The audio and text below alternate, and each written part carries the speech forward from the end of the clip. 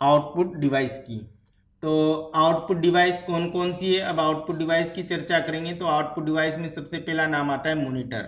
Monitor में क्या होता है, एक तो CRT मॉनिटर होता है, इसकी फुल फॉर्म है cathode ray tube.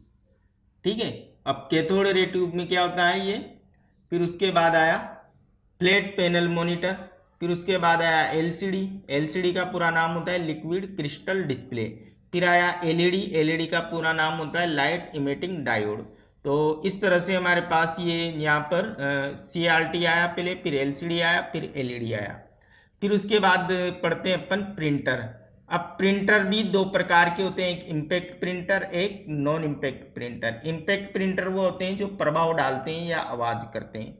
Non impact printer वो होते हैं जो कागज पर प्रभाव नहीं डालते, किसी प्रकार की इनमें आवाज नहीं आती। तो इम्पैक्ट प्रिंटर में एक करेक्टर प्रिंटर है, डॉट मैट्रिक्स प्रिंटर है, और लाइन प्रिंटर है, और भी उदाहरण है चेन प्रिंटर, ड्रम प्रिंटर आदि। ये सारे इम्पैक्ट प्रिंटर है। डिटेल्स में हम नहीं पढ़ रहे क्योंकि ये एक शॉर्ट नोट्स है।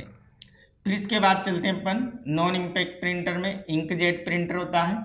इस प्रिंटर में क्या होता है, कार्टेज होती है जो छोटी बूंदों के छिड़काव से अक्षर का निर्माण करती है। फिर होता है एक लेजर प्रिंटर। लेजर प्रिंटर में फोटोसेंसिटिव सामग्री के साथ लेपित ड्रम को चार्ज किया जाता है।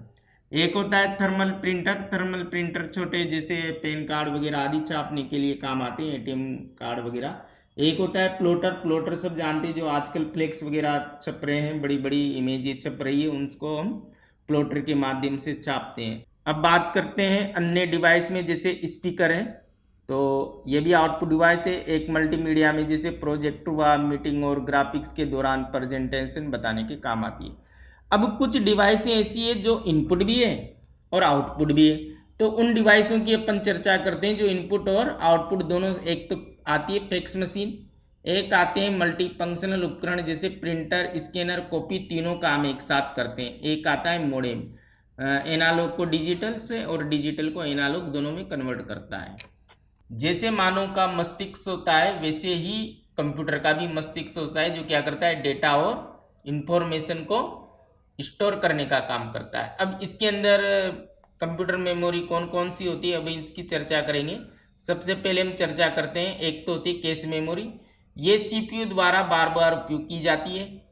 उच्च गति की होती है, हाई कैपेसिटी होती है, कीमती या महंगी होती है। तीन चीजें आपको ध्यान रखनी है। फिर बात करते हैं प्राइमरी मेमोरी।